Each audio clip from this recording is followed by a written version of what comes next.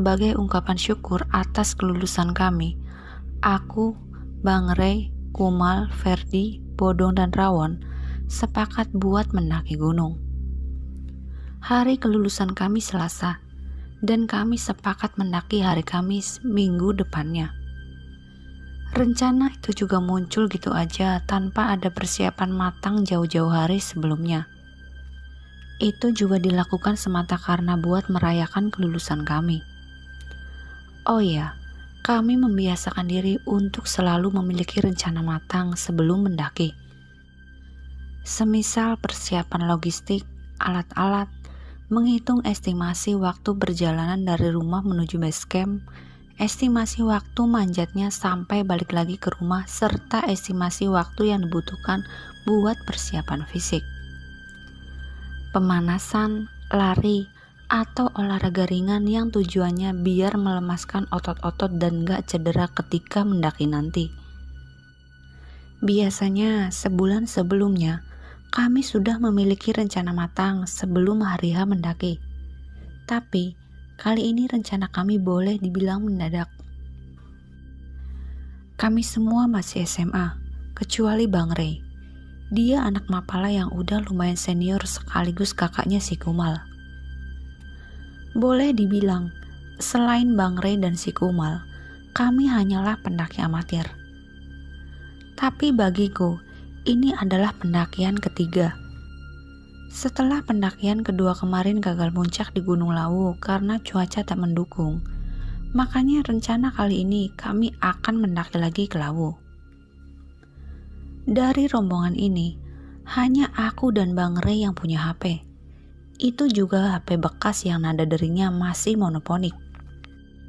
Yang musiknya akan berbunyi kalau ada yang nelpon. Terus akan berbunyi disertai getaran kalau ada yang mengirim pesan singkat. HP ku adalah HP sejuta umat yang katanya bisa menghubungkan orang-orang.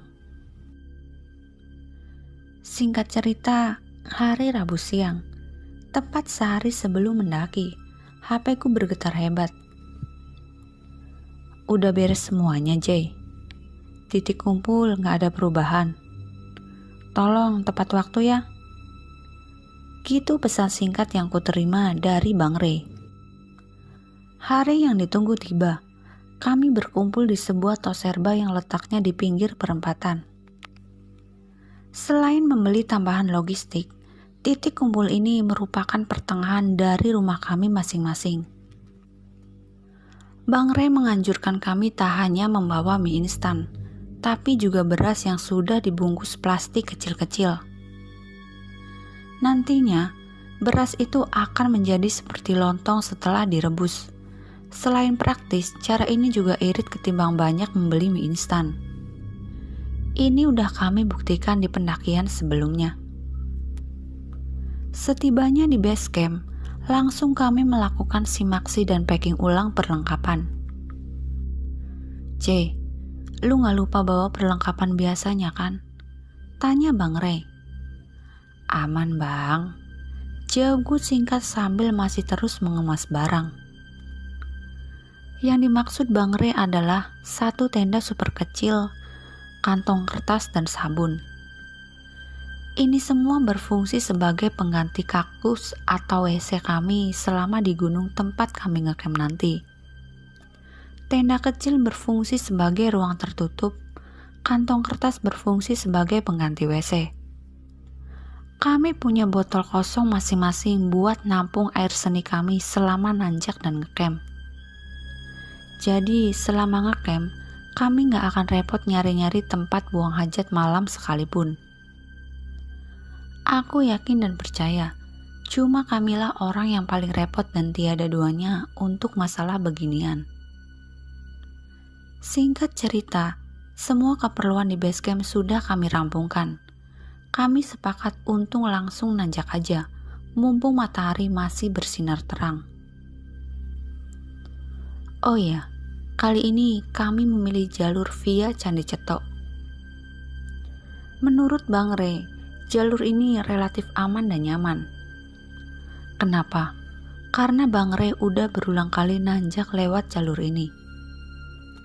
Jadi aman dan nyaman menurut kami adalah jika jalur yang bakal dilalui adalah jalur yang udah cukup akrab. Kami lanjut jalan sesuai arahan Bang Rey. Posisinya Bang Rey leader dan si Kumal sebagai sweeper.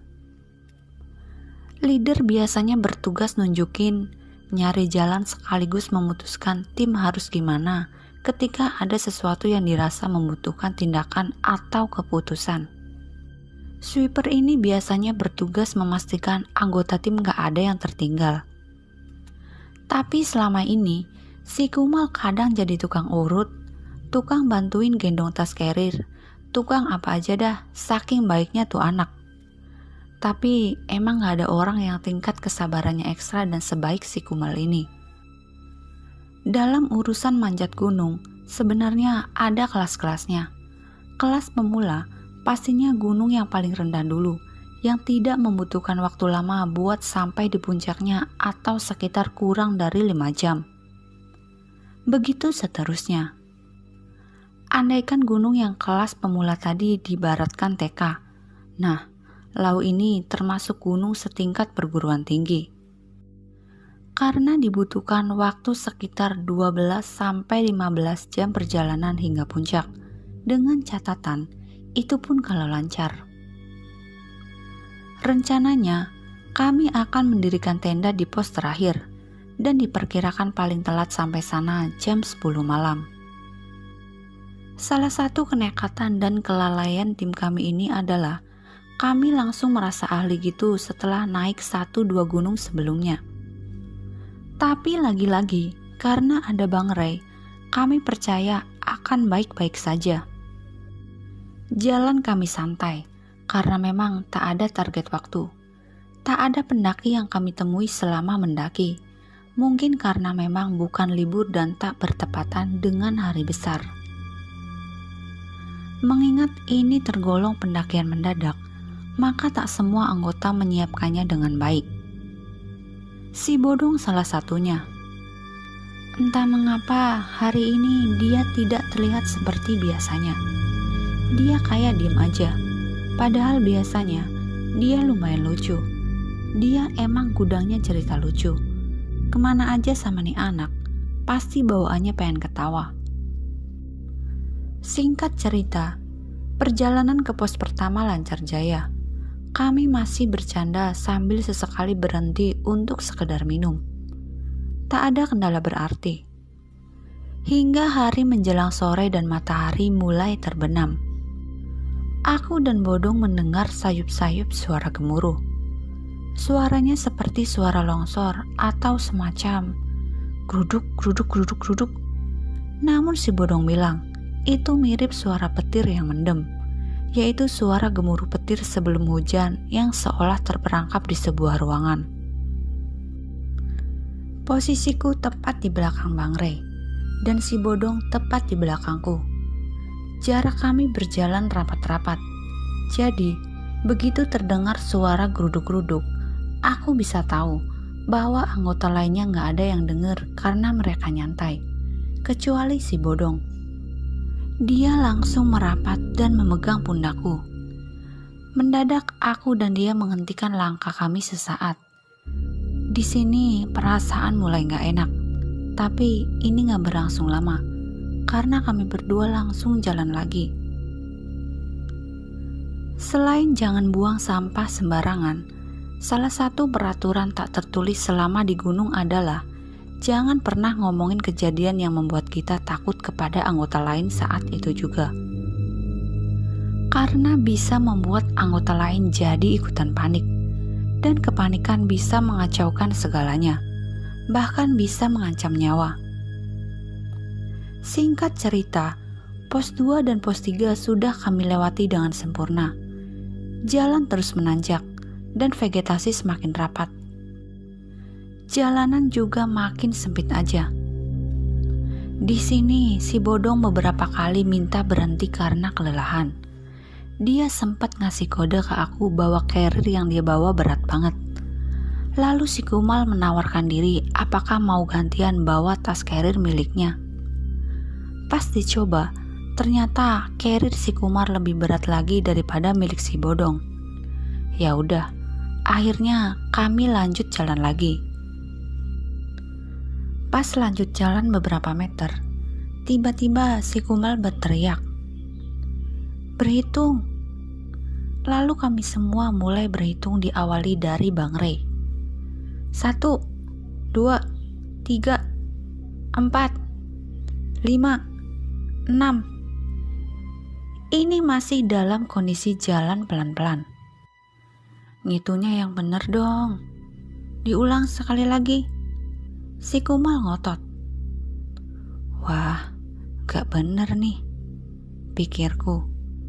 Tapi berpegang pada prinsip tak tertulis para pendaki tadi, maka kami semua berusaha diam dan berpikir positif.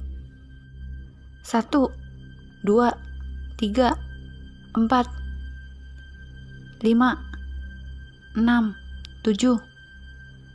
Spontan Bang Rey dan kami semua berhenti karena mendengar suara itu. Gimana gak berhenti coba? Kami berangkat berenam.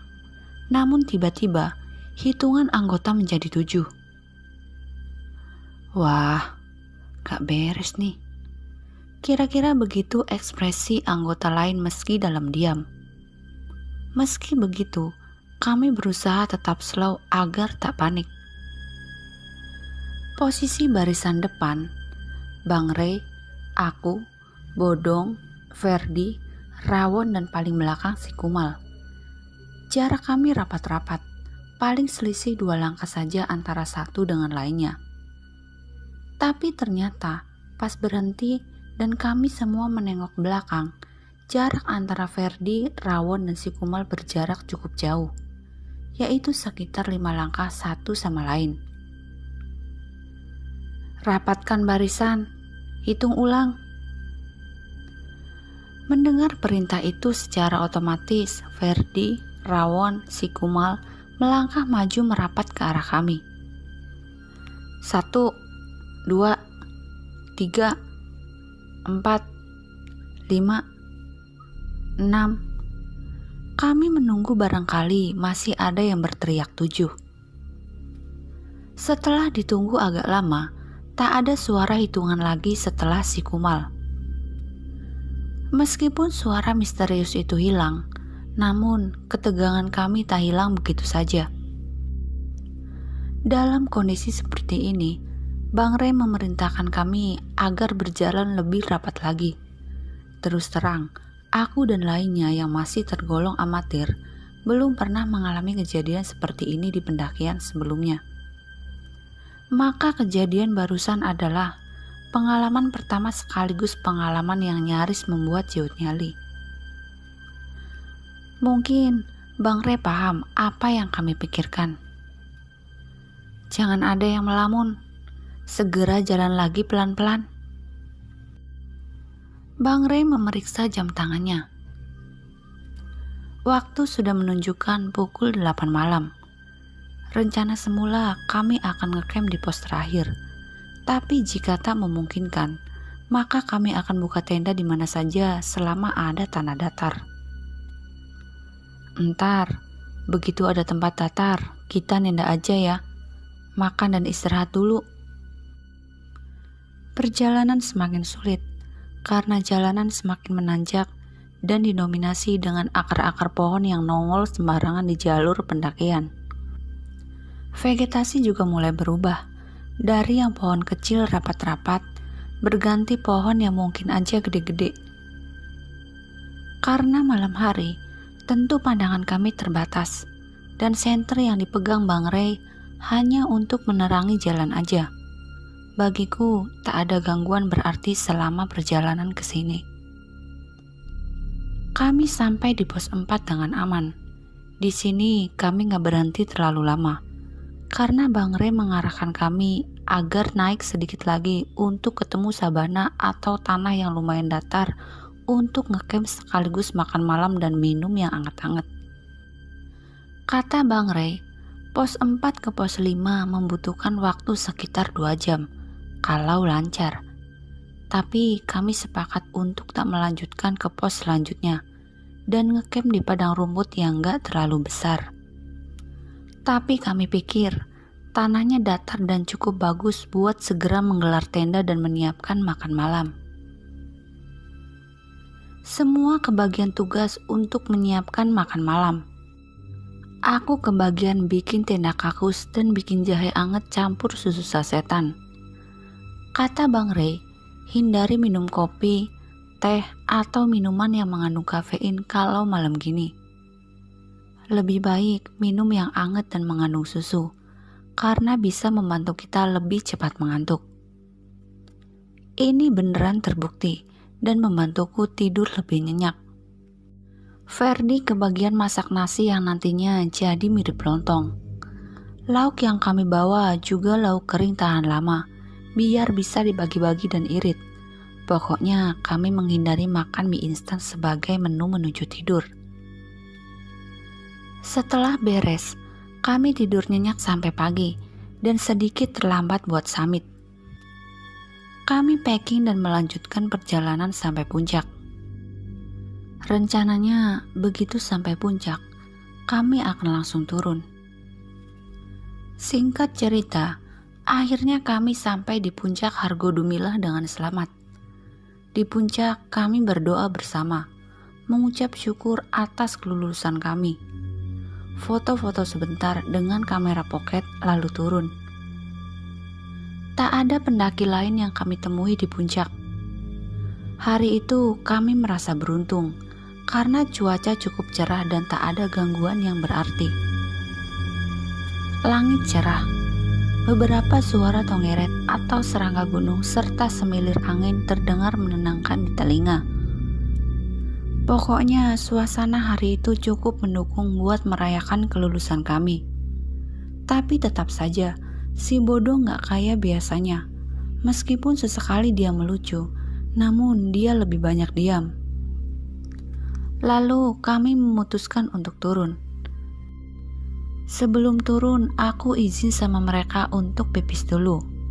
Meskipun aku bawa botol khusus buat nampung air seniku ini, tetap saja aku harus berlindung di balik pohon atau paling sedikit menjauh cari tempat yang nyaman. Lagi asik-asiknya pipis, aku merasa ada yang aneh. Karena tiba-tiba suasana begitu lengang, sepi dan sunyi. Rasanya seperti diriku berada di sebuah ruang tertutup yang sempit. Gak ada jendela, gak ada pintu, dan cuma tembok aja. Gak ada suara apapun, kecuali suara nafasku sendiri. Aku sempat berpikir, masa di ruang terbuka, di puncak yang gunung yang seluas ini, aku bisa dengar nafasku sendiri.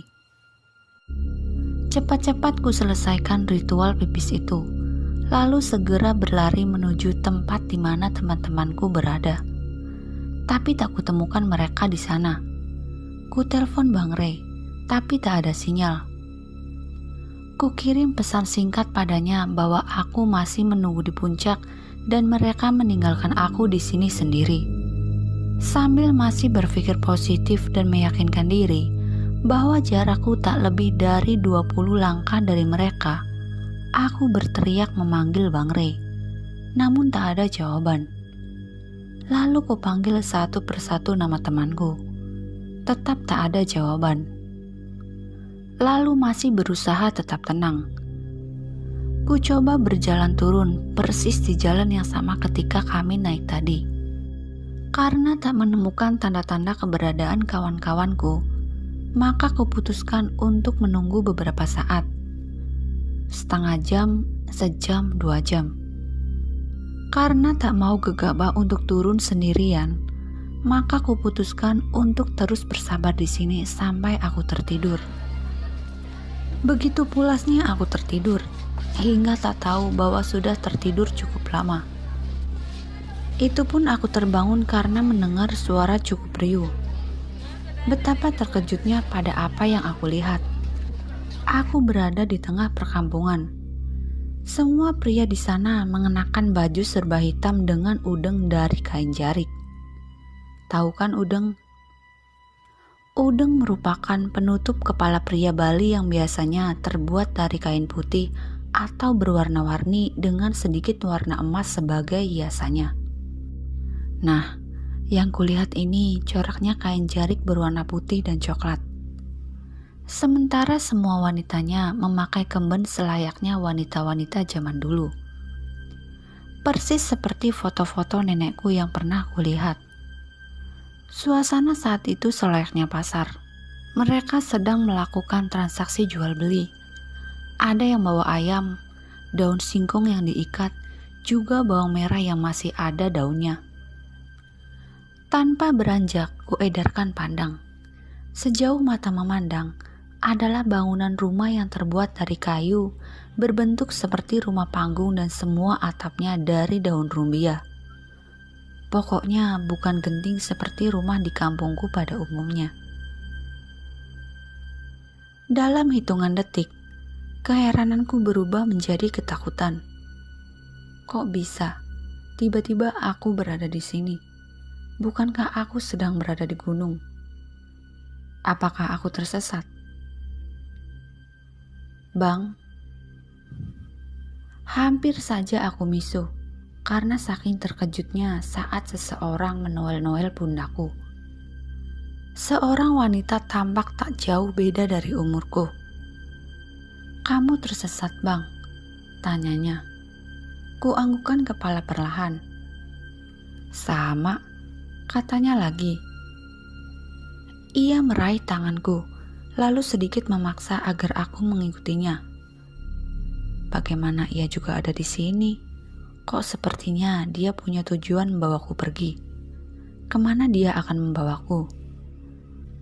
Dilihat dari jalannya, sepertinya dia hafal tempat ini. Siapa dia?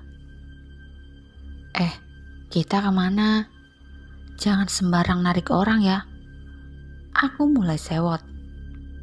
"Shh, kalau kamu mau nyawamu selamat, hindari tempat itu dan ikut aku." Kuhempaskan tangan wanita yang sedari tadi seenak udel menarik tanganku. Dia menghentikan langkahnya dan meraih tanganku lagi. Kali ini genggamannya lebih kencang. "Aku jelaskan nanti, yang penting kita ke tempat aman dulu."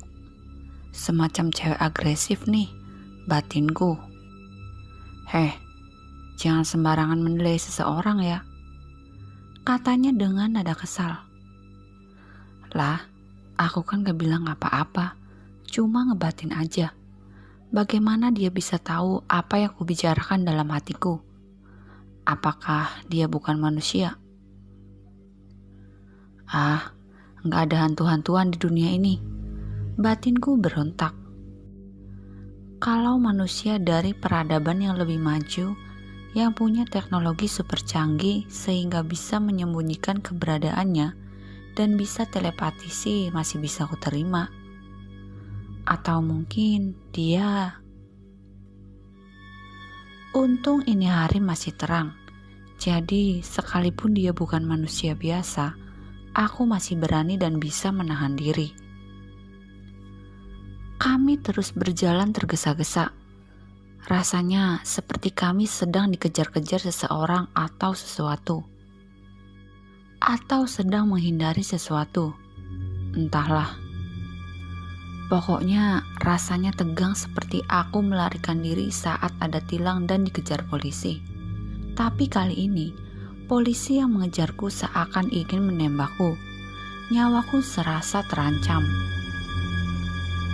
Masih dengan posisi dia menarik tanganku, hingga pergelangan ini terasa sedikit sakit. Di sepanjang jalan, kulihat perkampungan riuh itu di sisi kiri. Sedangkan pohon-pohon raksasa, pohon kelor berukuran jumbo, akar-akar pohon yang mencuat dari dalam tanah, serta lumut yang tumbuh di beberapa batang pohon mati dan tak terkena sinar matahari, berada di sisi kanan. Suara jangkrik, tonggeret, dan cicit burung-burung terdengar bersautan. Setidaknya suasana seperti ini sedikit menenangkanku. Tak lama berselang, di hadapan kami ada sebuah gubuk. Gubuk itu tersusun dari kayu-kayu pipi tanpa cat dan membentuk rumah panggung. Kuperkirakan lebar depannya 4 meter. Ada semacam teras kecil dan pagar.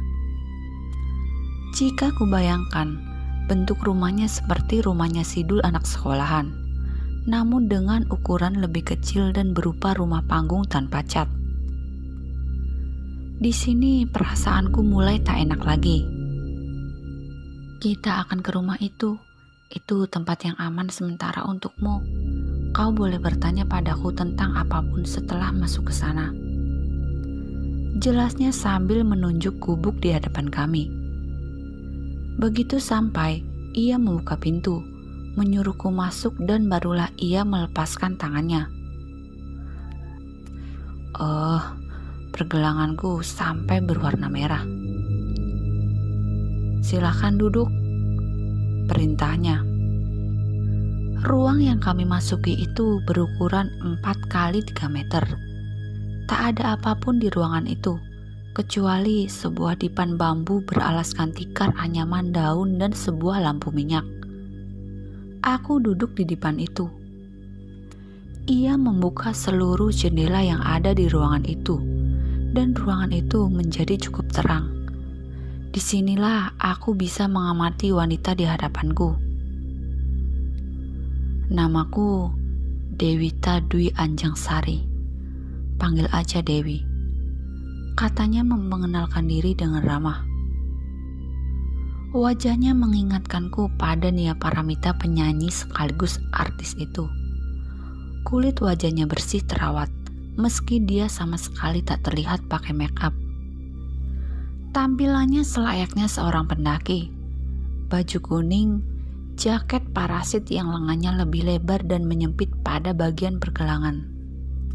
Tas carrier kecil, namun aku belum pernah melihat model yang seperti itu.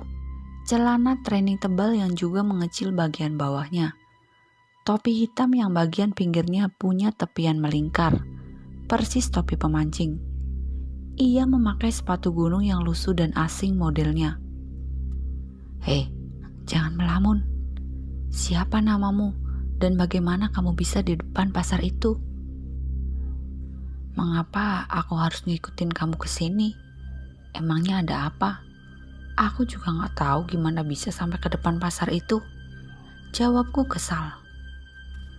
Shh, tolong pelankan suaramu, oke? Apakah kamu tahu ini hari apa? Jumat. Emangnya kenapa? Jawabku sinis. Ini Kamis. Ini malam Jumat Kliwon Saloka Kaladasa. Artinya malam ini akan ada upacara penting. Dia diam sesaat, lalu melanjutkan. Jangan sampai ada seorang pun yang melihatmu. Jadi berdiamlah dulu di sini sampai upacara berakhir.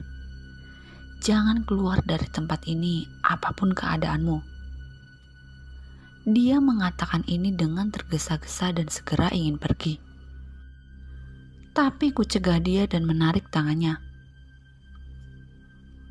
Aku sampai di puncak itu hari Jumat, dan jelas sudah semalaman aku di gunung ini. Jadi apakah tidak salah? Kau salah hari. Ini hari Kamis, dan aku harus segera pergi. Ia mengempaskan tanganku lalu segera keluar. Hei, apakah kau akan kembali ke sini? Teriakku.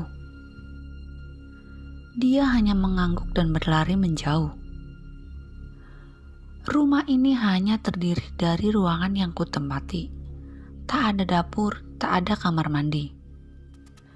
Ini bukan rumah tinggal, tapi mungkin saja sekedar gubuk peristirahatan. Tiba-tiba aku lapar. Ku letakkan tas carrierku dan mengambil makanan yang kubawa, roti sobek. Kurai ponselku untuk memastikan ini hari apa. Di situ tertulis hari Kamis jam 15 lebih 1 menit. Saat seperti itulah, aku ingin membuktikan slogan ponsel ini yang katanya bisa menghubungkan orang-orang. Sekali lagi ku coba menelpon Bang Ray. Tapi lagi-lagi tak ada sinyal. Kukirimkan pesan singkat dan tak ada tanda-tanda balasan hingga langit berganti malam. Inilah hari pertama aku mulai ragu akan slogan ponsel sejuta umat ini. Hari menjelang malam dan aku gabut sendirian, gak tahu meski ngapain. Cuaca cukup dingin meski sudah kututup semua jendela dan pintu. Perut mulai lapar, sementara aku gak bawa nesting. Artinya, aku gak bisa masak nasi atau mie instan dan bikin minuman hangat. Mau keluar tapi kuurungkan. Karena siapa tahu, apa yang dikatakan wanita bernama Dewi itu benar. Jika aku keluar, maka nyawa jadi taruhan. Malam terasa amat panjang. Karena gak tahu lagi mesti ngapain, akhirnya pikiran melayang tak karuan. Berbagai pertanyaan muncul semakin liar. Bagaimana mungkin teman-teman turun tanpa aku?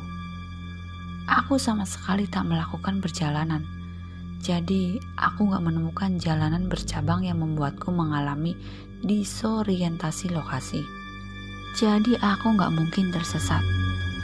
Aku gak pernah buang sampah sembarangan, apalagi buang hajat sembarangan.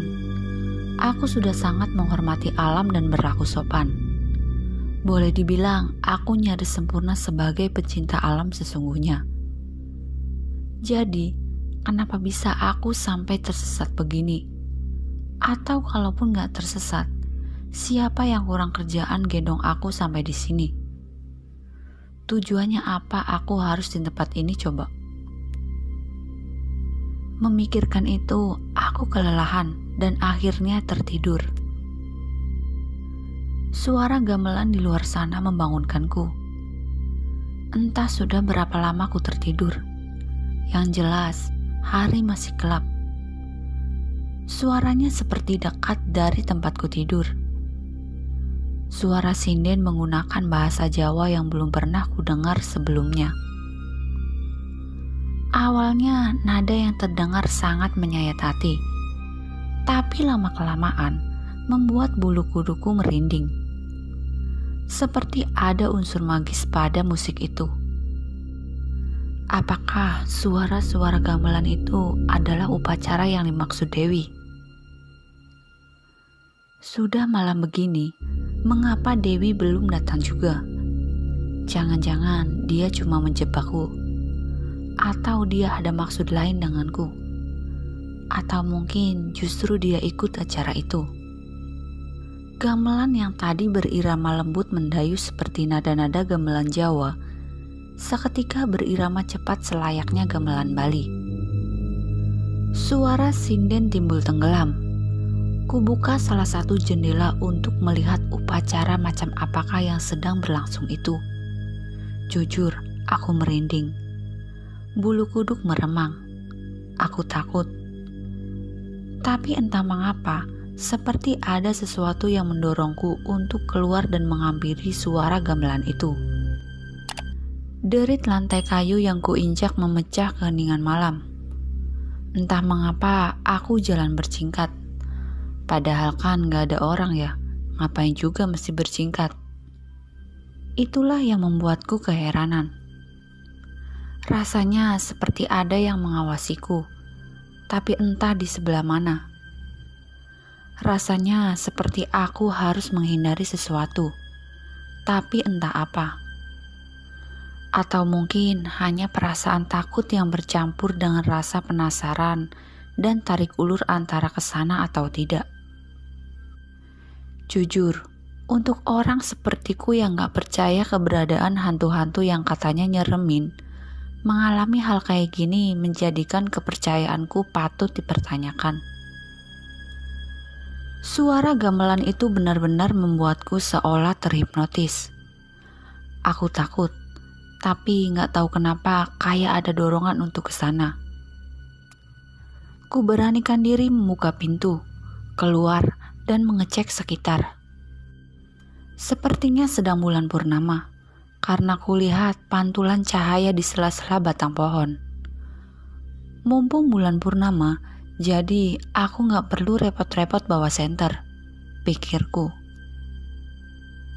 Belum juga jalan, tiba-tiba ada sekelebat bayangan hitam disusul suara gesekan daun-daun yang sangat cepat. Astaga, aku kaget bukan main. Hampir aja aku misuh. Gerakan bayangan itu kayak loncat dari tanah menuju ke batang pohon dan loncat lagi ke pohon lainnya. Persis kayak gerakan ninja. Karena kaget bukan kepalang, tanpa pikir panjang, aku masuk ke gubuk lagi. Kututup pintu, jendela dan mengambil pisau. Siapa tahu dia mengancam nyawaku. Dari sela-sela dinding kayu tempatku mengintip, ada gumpalan asap dari salah satu pohon. Tapi cuma asap aja, gak ada apa-apa setelah itu. Kalau beneran itu ninja, begitu muncul aku akan langsung berguru. Tapi gimana kalau yang muncul adalah sebangsa makhluk yang tak kupercayai itu? Kuntilanak, genderuwo, wewe gombel, atau apalah yang cuma bisa nakutin aja. Ya mending kalau cuma nakutin aja. Gimana kalau ternyata makhluk tak kasat mata itu mengincar nyawaku? Dadaku kembali bergemuruh. Saat seperti itu, tiba-tiba perutku mules luar biasa. Ah, sial. Kayak pengen buang hajat. Tapi gimana caranya? Gak ada WC. Persediaan air mepet banget. Hanya cukup buat minum malam ini. Sementara tisu sudah habis. Takut, merasa terancam, grogi, bingung, campur nahan mules. Pokoknya kacau. Keringat dingin mulai bercucuran. Kepalaku berdenyut hebat, pusing. Dalam keadaan seperti itu, mau gak mau aku bertahan di sini aja. Ku minum sisa air di botol dan menahan rasa sakit hingga tak sadarkan diri. Singkat cerita, suara cicit burung membangunkanku. Hari udah terang, aku bisa tidur semalaman. Semua badan rasanya sakit dan berat saat ku coba berdiri. Mungkin karena lapar plus nahan boker semalaman, jadinya begini. Tapi di sisi lain, aku merasa lega karena artinya upacara yang dibilang Dewi itu udah terlewati. Tapi kenapa si Dewi ini belum muncul juga? Apakah beneran mau nolong atau justru dia cuma menjebakku?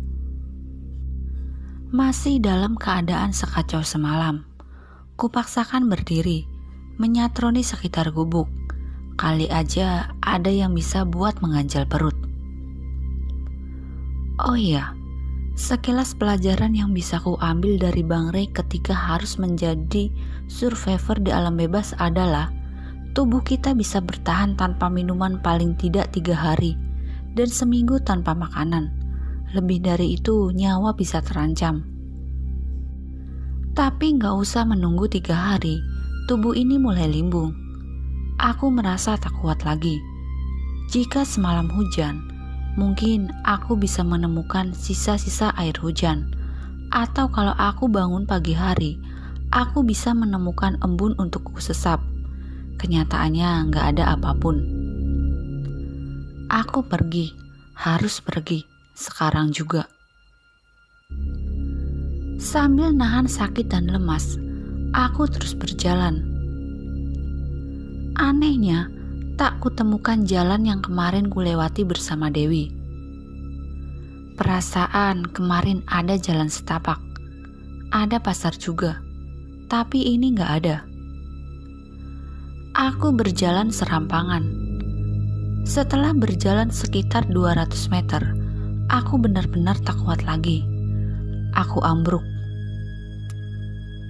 Gemericik air yang diperas dari kain terdengar seiring kesadaranku pulih. Betapa terkejutnya aku. Karena aku sedang terbaring di sebuah dipan kayu. Di sebuah rumah yang mirip dengan gubuk yang dari kemarin ku tempati. Bedanya, Ada seorang kakek berusia sekitar 80-an berpakaian serba hitam, dan seorang gadis yang tak jauh dari usiaku berpakaian kemenjarik. Ku angkat tubuhku, tapi si kakek buru-buru mencegahku. Kulihat sorot matanya sangat tajam menatapku. Tatapannya seperti mengintimidasi. Cara menatapku sangat membuat tak nyaman. Semacam ada aura, kau tak bisa lari kemana-mana. Badanmu panas, nak. Istirahat aja dulu, katanya sambil menyodorkan potongan bambu yang difungsikan sebagai gelas. Minum jamu ini dulu, biar badanmu membaik, sambungnya. Dengan rasa was-was, aku meminum jamu ini, meski tak sampai habis. Siapa namamu, Cak Bagus? Tanya kakek itu. Vijay, kek, jawabku. Ia hanya mengangguk dan sedikit tersenyum. Meskipun ia ramah dan terlihat baik, namun ekspresi tersenyumnya itu membuatku tak nyaman. Maaf, kek, ini saya ada di mana ya? Ia menjelaskan bahwa ia menemukanku pingsan di dekat lumbung, lalu membawaku ke rumah ini. Oh, terima kasih sudah menolong saya, kek. Nama desa ini apa ya, kek? Mungkin teman-teman saya bisa menjemput saya di sini dan saya bisa ngasih tahu mereka kalau saya baik-baik saja. Desa Cekeh, Ger. Apakah jauh dari pintu masuk Candi Cetok, kek? Sudah, jangan pikirkan mereka. Sekarang beristirahatlah dulu agar kau cepat pulih. Masalahnya mungkin teman-teman saya mencari saya, kek. Sudah, jalani yang harus dijalani dulu. Beristirahatlah agar kondisimu membaik. Ia menyuruh anak gadisnya mendekat sambil berkata, ini anak bungsu saya, namanya Chandra. Bulan ini ia genap 2 dasa. Disebut namanya, gadis itu tersenyum dan menundukkan kepala tanda penghormatan padaku. Kubalas dengan senyuman yang sama. Meskipun aku sedikit merasa tak nyaman, setidaknya aku bersyukur sebab bisa bertemu dengan warga. Aku yakin ini perkampungan warga, sebab kecuali tatapannya yang aneh, tak ada yang mencurigakan dari si kakek dan anaknya ini. Ia dapat menyentuhku. Mereka menapak tanah. Dan tentu saja, mereka bukan makhluk tak kasat mata seperti cerita-cerita yang sering ku dengar. Cuman yang masih menjadi pertanyaanku adalah, kampung mana yang memakai pakaian seperti itu dan berada di atas gunung seperti ini? Intinya, setelah meminum jamu, aku tertidur lagi dan bangun ketika hari menjelang sore. Tubuhku sudah membaik dan aku berniat keluar melihat sekitar. Aku harus memastikan keberadaanku. Sebelumnya, aku memeriksa ponselku. Sekali lagi kulihat hari dan jam yang sama seperti sebelumnya. Tapi kali ini baterainya tinggal 2 strip. Ku coba menghubungi Bang Rey, kali aja ada sinyal. Ku kirim lagi pesan singkat dan kutuliskan nama desa tempat aku berada saat ini. Namun lagi-lagi nihil. Akhirnya aku putuskan untuk keluar menyatroni tempat ini. Lagi-lagi aku harus terkejut, sebab rumah-rumah di sini tersusun rapi, seperti di perumahan tempat tinggalku. Bedanya, semua rumah di sini terbuat dari kayu dan berbentuk rumah panggung yang memanjang. Semua ruangannya gelap.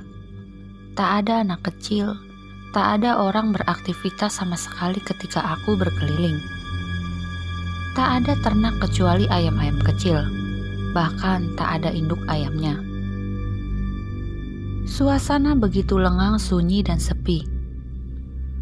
Aduh, aku khawatir jangan-jangan ini suasana yang sama persis seperti yang kualami sebelum kehilangan teman-temanku. Tiba-tiba, seseorang menarik tanganku dan memaksaku masuk ke salah satu rumah. Ternyata anak gadisnya si kakek. "Dengar, sebentar lagi ada upacara," katanya sambil berbisik dengan satu tangannya membungkam mulutku. Kusingkirkan tangannya perlahan. Upacara? Upacara apa? Hari apa ini? Ini malam Jumat Kliwon. Upacara... Apakah upacara malam Jumat Kliwon Saloka Kaladasa? Kupotong pembicaraannya. Tiba-tiba mata gadis itu terbelalak kaget.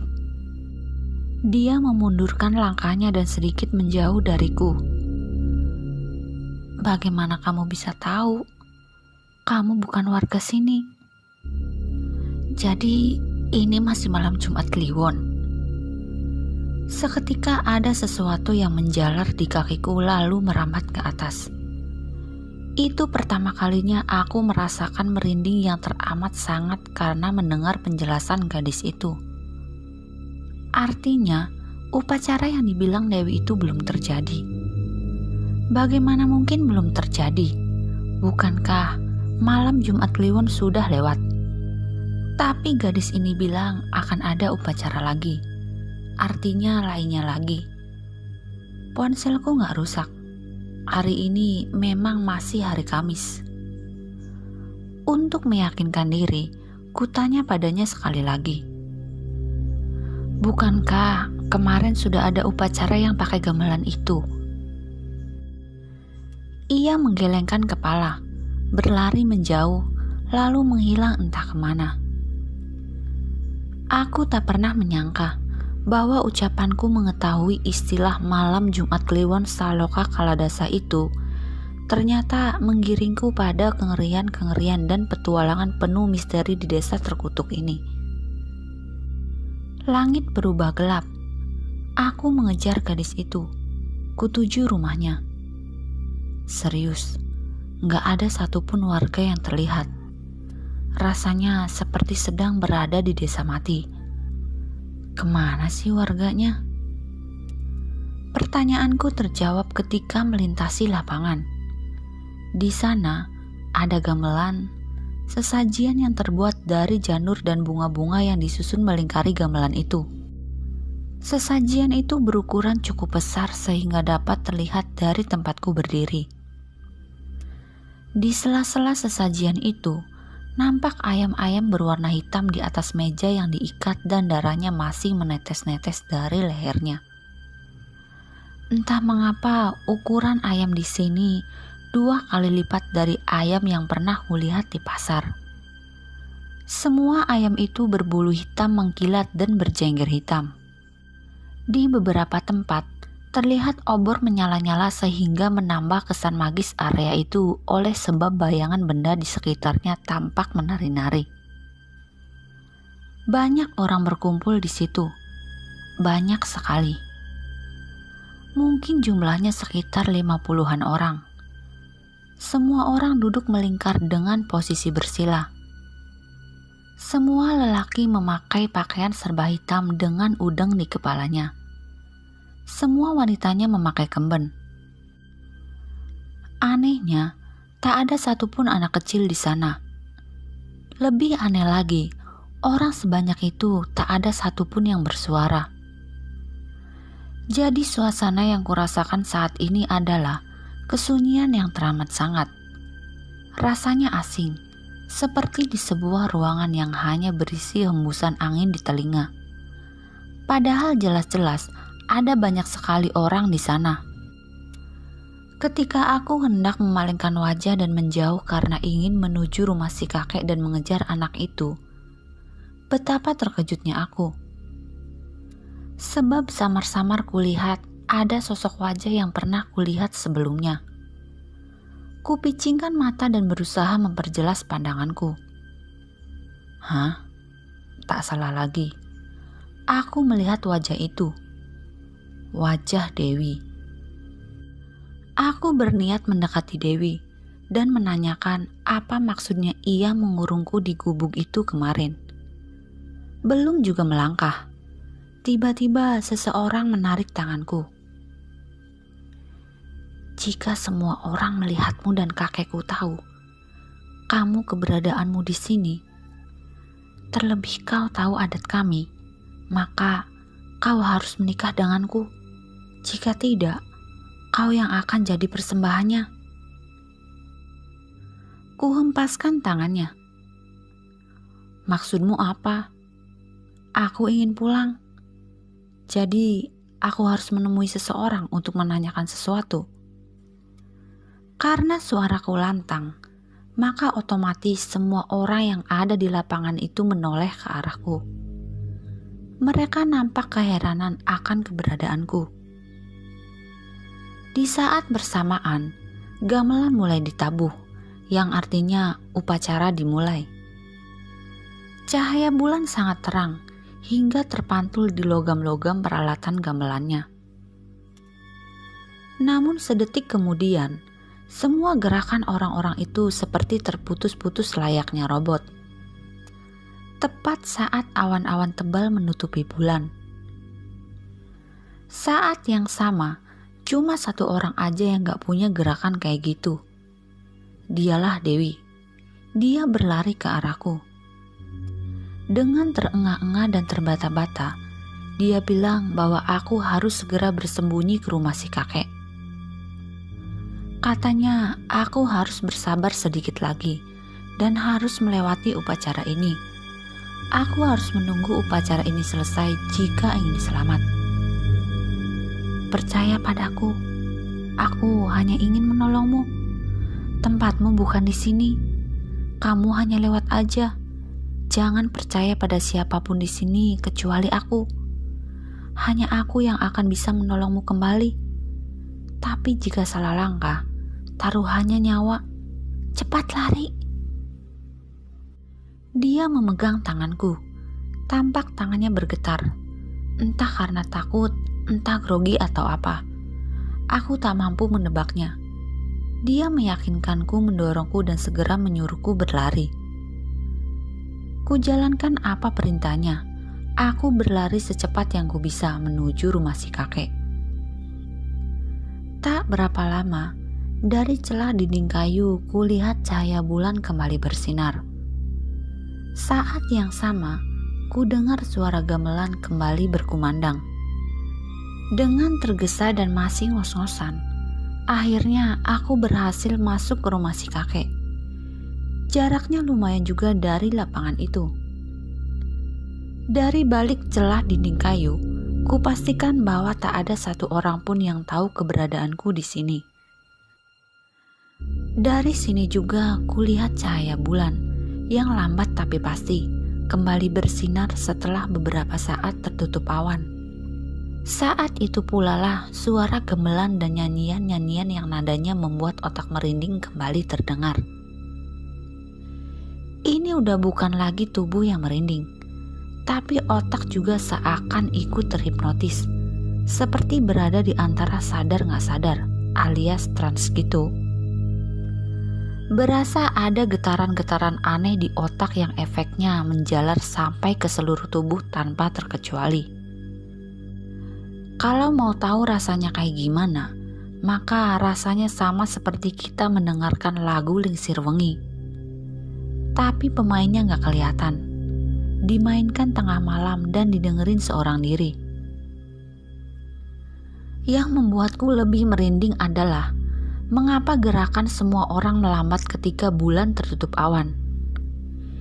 Itulah pertanyaan yang membuatku bergidik dan buru-buru ingin cepat pergi dari sini. Selama ini aku tak suka nonton film horor. Bagiku, film horor hantu-hantu gitu hanya sekedar pembodohan massal dan gak menakutkan sama sekali.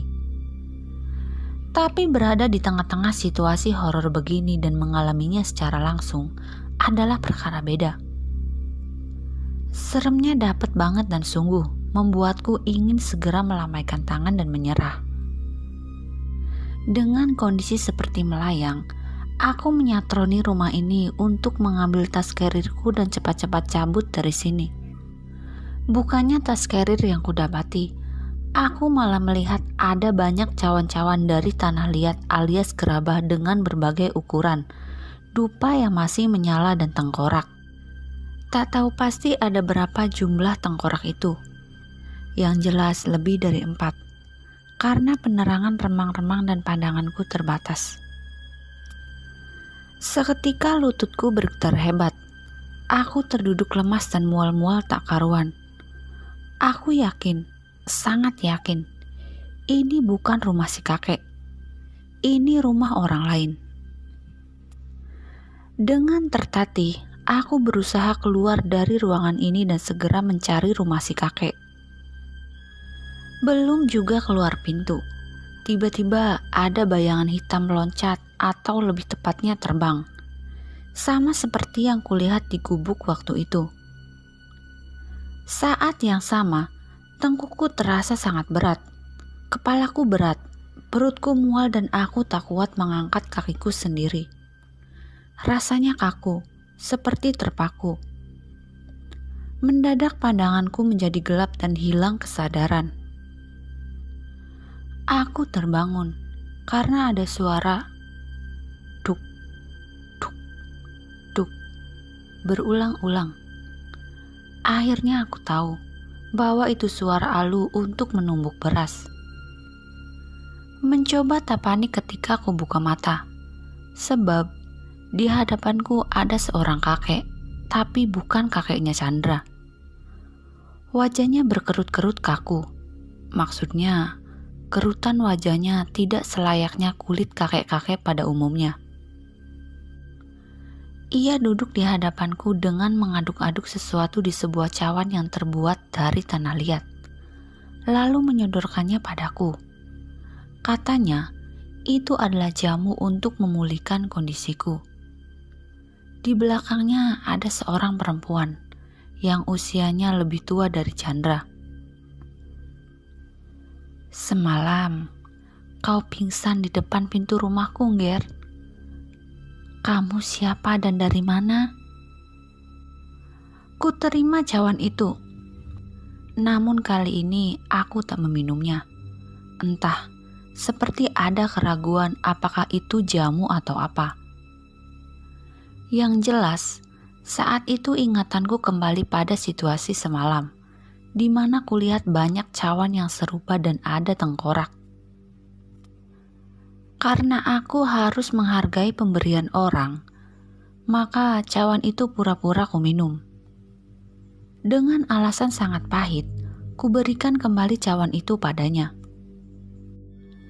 Lalu terjadilah percakapan yang cukup panjang. Si kakek yang ini menyebut dirinya sebagai pemangku. Nama kakek Amengku Tunaspati.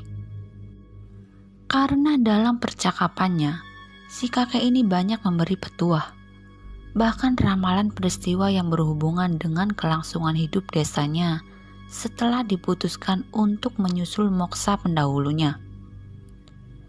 Beberapa ramalan tentang perpecahan keraton di Jawa serta badai, kerusakan, krisis ekonomi, hingga krisis air bersih. Secara singkat, ia menjelaskan bahwa kita semua bersaudara dari satu bapak, Bapak Adam. Sebab katanya, kita juga memiliki saudara berbeda ibu. Iya, Adam memiliki 2 istri. Istri pertamanya berasal dari Kahyangan, lalu menghasilkan anak-anak yang sering kita sebut bidadari-bidadari.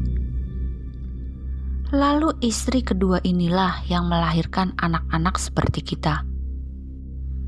Kita ini sebenarnya sama, hanya saja desa ini memilih untuk menyusul pendahulunya untuk dimoksakan guna menghindari pemimpin-pemimpin yang nantinya membawa kerusakan di negara ini. Hingga percakapan kami selesai, pada keterangan bahwa ini adalah hari Kamis dan nanti malam akan ada upacara adat yang sangat penting. Disitulah aku mulai merasa engap, sesak nafas secara aneh, lebih tepatnya ketakutan yang berlebihan karena otakku belum siap menerima kenyataan ini. Otakku belum siap menerima apa yang baru saja ku alami. Beberapa hari kulalui, namun waktu mandek di hari Kamis. Aku bertemu kakek-kakek, berbincang dengan mereka, membicarakan anak-anak Adam, mendapat petuah, melihat tengkorak, pengalaman berbeda, kejadian berbeda, tapi hari tetap sama. Upacaranya juga sama. Sekali lagi, untungnya aku bisa bertahan untuk tak misuh. Dengan sopan aku hanya pamit keluar hendak melihat-lihat sekitar. Padahal rencananya, aku ingin mengambil tas carrier dan pergi secepatnya dari sini. Menghirup udara luar, sedikit membantuku bernafas lega. Aku terus berjalan mencari rumah kakeknya Chandra, di mana ku simpan tas carrierku. Belum juga berjalan jauh, betapa takjubnya aku melihat seperti tanah lapang yang dikelilingi batu-batu kali bersusun. Di sana, beberapa pemuda dan pemudi sedang latihan perang.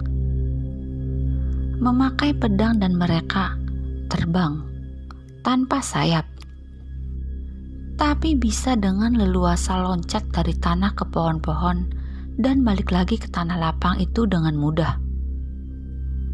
Rasanya aku sedang berada di lokasi syuting film-film tutur tinular atau sejenisnya. Aku berjalan mengendap-endap agar tak mengganggu kegiatan mereka. Selama perjalanan itu, aku bertemu beberapa penduduk, namun mereka seperti tak menyadari keberadaanku. Iya, mereka sempat menatapku tapi dengan tatapan kosong. Tatapannya seperti kalau kita sedang melamun. Tapi lagi-lagi, aku mendapat surprise saat berada tepat di depan rumah kakeknya Chandra. Di situ, kulihat Dewi sedang duduk di teras sendirian dengan tatapan kosong. Ia mengenakan pakaian yang sama persis ketika bertemu denganku di gubuk itu. Saat hendak mendekatinya, karena memang niatku masuk ke rumah itu untuk mengambil tas, tiba-tiba seseorang menahanku. Ternyata Chandra. "Hei, mau apa kamu kemari?" Tanyanya dengan nada ketus. Aku mau mengambil tas carrierku." Tas apa? Apa-apaan ini? Bukankah kemarin kita ketemuan dan kamu menemaniku juga ketika aku sadar? Kenapa sekarang sepertinya si Chandra ini gak mengenaliku sama sekali? Tapi belajar dari kejadian kemarin, kuurungkan niat mengatakan semua itu. Sekali lagi, aku tak mau gegabah. Takutnya, semua kejadian ini memang sebuah teka-teki yang belum kutemukan jawabannya. Dengan berhati-hati, kukatakan padanya bahwa aku tersesat dan sedang mencari tasku. Lalu dengan raut muka dan nada bicara yang berbeda 180 derajat dari yang barusan, dia mempersilahkanku duduk di depan teras rumahnya. Aku berhadapan dengan Dewi, dan Dewi sama sekali tak mengenaliku. Dengan anggun, Chandra mengatakan padaku bahwa cewek yang ada di hadapanku bernama Dewi, dan ia juga tersesat.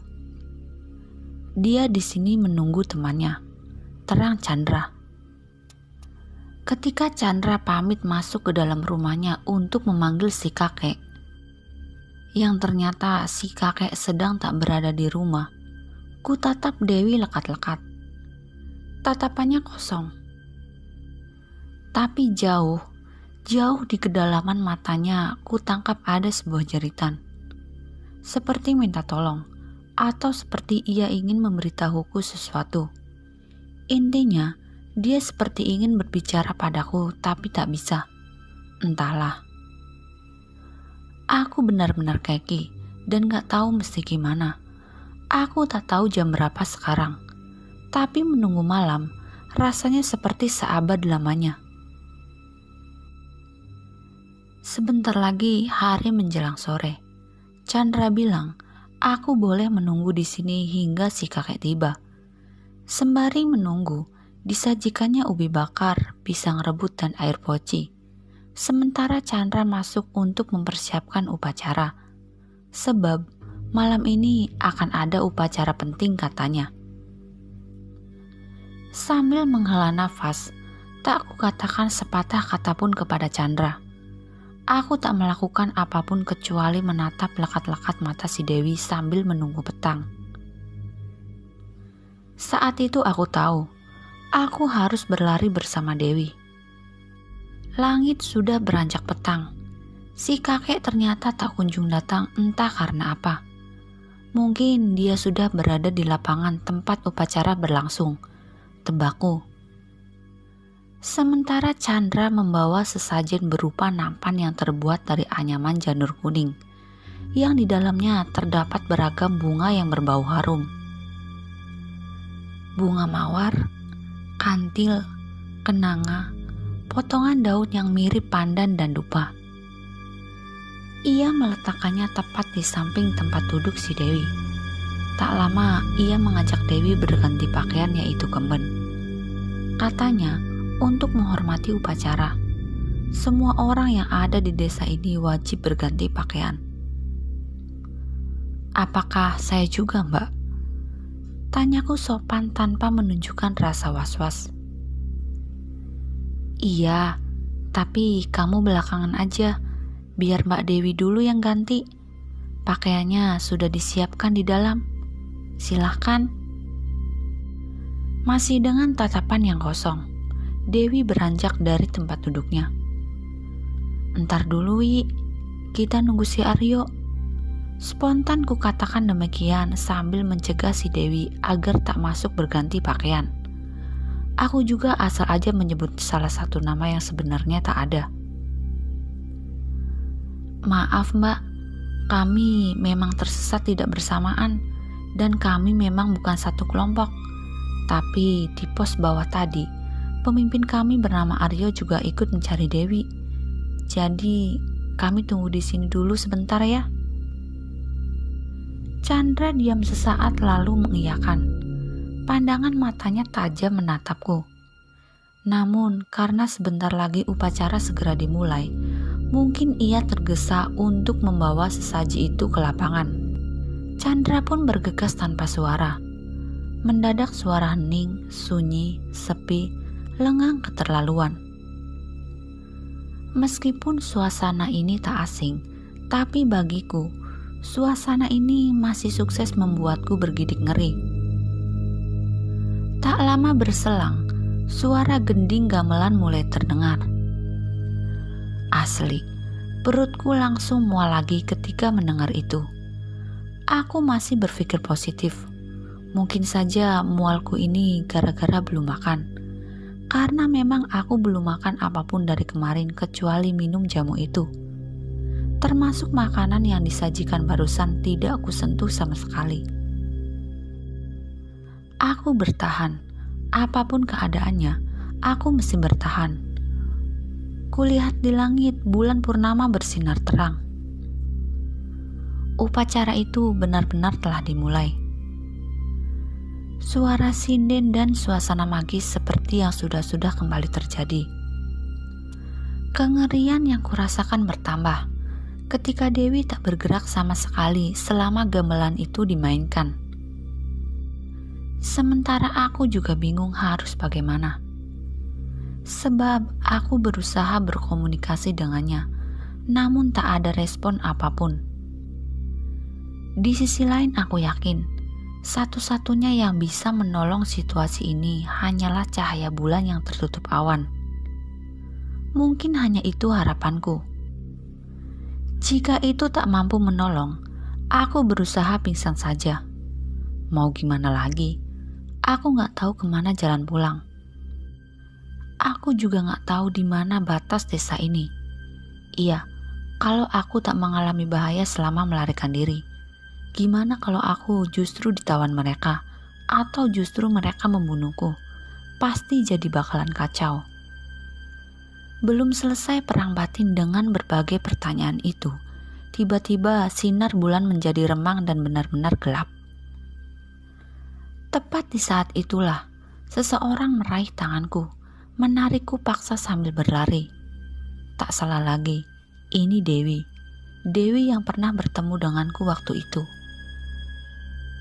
Gak usah banyak tanya, sekarang lari secepatnya kamu bisa, dan gak usah tengok-tengok, ikuti saja langkahku. Katanya tergesa tanpa terputus satu detik pun. Otomatis aku mengikuti perintahnya. Singkat cerita, kami berlari kira-kira hampir 1 jam tanpa berhenti. Aku tak tahu kami lewat jalan mana dan berapa kilometer sudah kami tempuh. Yang jelas, Dewi mengajakku ke sebuah gubuk. Benar, gubuk itu tak lain dan tak bukan adalah gubuk yang beberapa waktu lalu kutempati. Perutku masih mual dan kondisi tubuhku semakin lemah. Rasanya aku tak sanggup lagi untuk duduk dan ingin segera merebahkan diri. Tanpa diminta, Dewi menyentuh dahiku dan mengatakan bahwa tubuhku panas. Ia memintaku untuk segera beristirahat. Sementara ia mengeluarkan semacam kain handuk dari dalam tasnya untuk mengompresku. Sambil menunggu suhu badanku turun, kami sempat terlibat percakapan. Ia ceritakan bahwa ia berasal dari salah satu desa di Jawa bagian timur. Bagaimana keluarganya, bagaimana ia tersesat, pengalamannya selama tinggal di desa itu. Yang paling penting, katanya, ia mengungkapkan terima kasih padaku karena sudah menyelamatkannya keluar dari desa itu. Katanya lagi, aku hanyalah sekedar lewat di desa itu, karena aku memanglah orang terpilih. Setelah ini, teruslah berjalan sampai kau menemukan Tugu Runcing. Berjalanlah terus, jangan takut, karena disitulah jalanmu. Kau akan selamat sampai tujuan. Katanya memperingatkanku. Karena aku sudah mulai mengantuk dan suhu badanku sudah lumayan, Dewi bilang padaku sesuatu. Tapi suaranya tak jelas karena rasa kantukku yang teramat sangat. Singkat cerita, aku terbangun dengan badan yang lumayan segar. Badanku tak lagi panas seperti semalam. Ketika terbangun, kulihat cahaya matahari masuk ke celah-celah dinding kayu. Terkejut ketika kulihat tiba-tiba tas kerirku ada di ujung ranjang bambu tempatku tidur. Perasaan kemarin aku belum menemukan tas kerirku. Gak mau ambil pusing, gak usah dipikir secara logika. Sebab pengalamanku ini saja sulit dipikir pakai logika. Yang penting, aku tas kerirku kembali.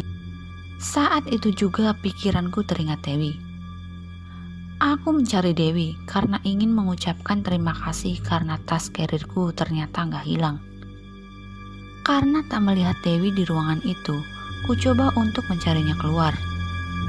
Bukannya menemukan Dewi, aku malah menemukan dunia lain yang jelas-jelas bukan gambaran dunia gunung di mana seharusnya aku berada. Hal pertama yang kulakukan ketika melihat keadaan di luar adalah mengucak mata. Mungkin saja apa yang barusan kulihat adalah efek shock terapi yang kualami beberapa hari belakangan ini. Atau mungkin saja karena efek demam semalaman. Entahlah, yang jelas, ketika selesai kucek-kucek mata, apa yang kulihat ternyata gak berubah. Untuk meyakinkan diri, kutepok pipiku dan kucubit kulit tanganku. Terasa sakit. Artinya, ini beneran terjadi dan aku gak sedang bermimpi. Aku sadar sesadar-sadarnya kalau aku sedang berada di Gunung Lawu. Gunung ini jelas gak setinggi Jayawijaya yang puncaknya bersalju. Tapi, apa yang kulihat ini adalah pemandangan yang gak lazim. Sejauh mata memandang, kayak foto hitam putih gitu. Semua pohon, tanah, bebatuan, semuanya putih tertutup salju. Meskipun saljunya gak merata, jadi masih bisa terlihat celah-celah tanah dan batang-batang pohon. Logikanya, jelas-jelas aku ada di gunung. Lalu aku tersesat dan bertemu dengan perkampungan yang lokasinya di puncak gunung. Jika memang benar-benar ada perkampungan, ya oke lah. Mungkin aku aja yang emang gak tahu keberadaan kampung itu. Alasan itu masih bisa kuterima. Yang menjadikan logika itu mental, justru pemandangan saat ini. Serius, aku belum pernah mendengar berita bahwa Gunung Lawu bersalju. Seketika aku merinding. Gimana gak merinding? Kalau aku tersesat di hutan atau gunung, aku masih bisa bertahan dengan mengikuti pedoman bertahan di alam bebas. Memakan jamur, tumbuhan paku atau ceri hutan dan meminum embun atau menadah air hujan misalnya. Nah, ini aku tersesat di alam mana? Seumur hidup, aku belum pernah ke negara bersalju. Jelas aku gak punya bekal dan pengalaman bertahan hidup di daerah seperti ini. Yang membuat merinding lagi, seberapa jauh aku tersesat? Masa iya tersesat di Eropa? Gimana ceritanya? Aku yang lagi di Lawu Indonesia, tiba-tiba pindah negara.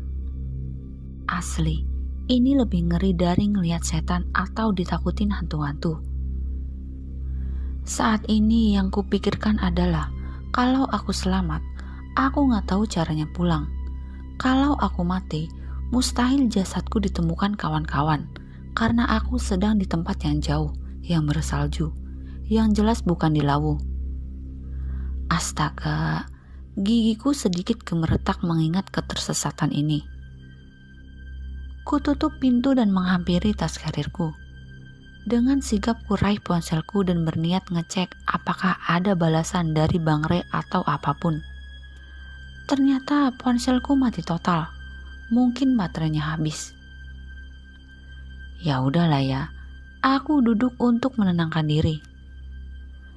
Kata Bang Re, ketika kita berada di gunung dan kita mengalami disorientasi waktu, dislokasi, atau hal-hal yang membuat kita bingung bahkan panik, sebisa mungkin hentikan apapun kegiatan kita saat itu. Lebih baik duduk, ambil nafas, dan tenangkan diri agar bisa mengambil keputusan. Dan aku melakukannya, duduk tenang sambil berpikir. Kupikir-pikir, kejadian tersesat di kampung itu kok anti klimaks banget ya. Aku sudah sangat takut jika hal-hal buruk terjadi. Semisal selamanya aku mengulang-ulang hari Kamis dan dijadikan sesembahan oleh mereka. Bayangan tentang tengkorak dan berbagai pertanyaan tentangnya muter-muter di otakku. Aku juga masih penasaran, hari apakah ini? Yang jelas, aku harus tetap bersyukur karena masih diberikan kesempatan hidup. Disitulah aku terbayang-bayang tentang Dewi. Ku ingat-ingat apa yang terjadi semalaman bersama dengannya. Dia sempat ngomong tentang tugu. Apakah aku harus mencari sebuah tugu atau gimana? Gak tahu juga. Yang jelas, seingatku dia mengucapkan itu. Lalu kemana dia? Beberapa menit berlalu. Akhirnya kuputuskan untuk keluar saja. Pertama, karena hari masih terang. Kedua, percuma aku mendekam di sini, sebab aku udah terlanjur jauh tersesat. Andai aku mati, setidaknya jangan di tempat sepi, apalagi di sini, pikirku. Dengan nahan rasa takut dan nahan dingin, aku berjalan serampangan. Wih, keren benar pemandangannya. Ketakutanku berangsur-angsur berubah jadi ketakjuban. Aku yang kagok melihat salju segini banyak, otomatis langsung meraup sebanyak mungkin salju untuk meyakinkan apakah ini beneran salju atau bukan. Pokoknya dingin kayak bunga es di kulkas. Ku remas-remas, ku gulung-gulung membentuk bulatan di tangan hingga tanganku mati rasa. Setelah puas main salju sebentar, aku berjalan lagi tanpa tujuan. Pokoknya asal lurus aja sampai ketemu orang atau penghuni sekitar. Tak berapa lama berjalan, aku menemukan sebuah tugu runcing. Lagi-lagi aku takjub karena aku melihat ada sebuah tugu yang berkilauan di tengah kolam yang mungkin diameternya 3 meteran. Tugu itu seperti kaca, tapi lebih mirip berlian dari kejauhan. Serius, karena ada pelangi-pelanginya ketika terpantul sinar. Seketika aku ingat perkataan Dewi tentang tugu runcing. Katanya, tugu runcing itu harus kulewati dan aku akan sampai dengan selamat ke tujuanku. Apakah ini tugu yang dimaksud? Bagaimana dia tahu ada tugu runcing di sini? Apakah tugu itu adalah batas dunia nyata dan dunia yang aneh ini? Apakah jika aku melewatinya, aku akan kembali bertemu teman-temanku? Entahlah. Yang jelas, setengah berlari ku dekati tugu itu. Yang ada dalam pikiranku yaitu tadi, terlanjur tersesat, ya udah, tersesat lebih jauh aja sekalian. Aku duduk di tepian tugu itu, mengacak-acak isi tas karirku demi sebungkus mie instan yang mungkin saja masih terselip entah di mana. Rencananya, aku ingin memakan mie instan itu mentah-mentah sebagai pengganjal perut. Tentu aku tak perlu khawatir minuman, karena kolam yang mengelilingi tugu itu dipenuhi air tenang yang tak beku. Ketika mie instan ini kutemukan, dalam sekejap mie yang kuremuk dibungkusnya dan kutabur bumbunya itu sudah berpindah ke perutku. Sesudahnya, cepat-cepat ku minum air di kolam itu. Ketika tengah menikmati kesegaran air yang masuk ke tenggorokanku itu, tiba-tiba tugu runcing itu menjadi sangat berkilauan dan terangnya menyilaukan mata. Otomatis ku tutup mata karena sangat menyilaukan. Jai, bangun Jai. Seseorang menampar-nampar pelan pipiku sambil teriak-teriak membangunkanku. Jangan tidur Jai. Aku terbangun dengan badan sakit semua dan berasa ambyar. Aku terkejut sebab aku terbaring di sebuah ranjang dan dikelilingi banyak orang. Bang Ray dan kawan-kawan yang mendaki bersama, juga beberapa orang yang tak kukenal ada di hadapanku. Bang Ray lalu menceritakan bahwa ketika mereka sampai di pos 1, ia menerima pesan singkat dariku. Pesan singkat yang mengatakan bahwa aku masih di puncak menunggu mereka. Padahal menurut mereka, aku ikut turun bersama mereka. Namun, aku cuma diam saja selama perjalanan. Hingga di pos 1 menuju base camp, aku pamit mau buang air dan lama banget tak kembali. Saat itu hari masih gelap. Saat itulah Bang Ray menerima SMS-ku dan berusaha menelponku, tapi tak ada respon. Mereka menunggu hingga hari terang dan mencariku. Namun, dini hari keesokan harinya, di jalur beberapa meter tepat menuju puncak, mereka menemukanku dalam keadaan dehidrasi berat. Dan ini gejala hipotermia, sebab kata Bang Ray, aku menggigil. Akhirnya aku bisa diselamatkan dengan bantuan warga sekitar. Jika kalian ingin berbagi cerita kepada kami, silahkan DM ke Instagram atau email kami yang ada di kolom deskripsi. Sekian dan terima kasih. Salam dari kami, keluarga pendaki.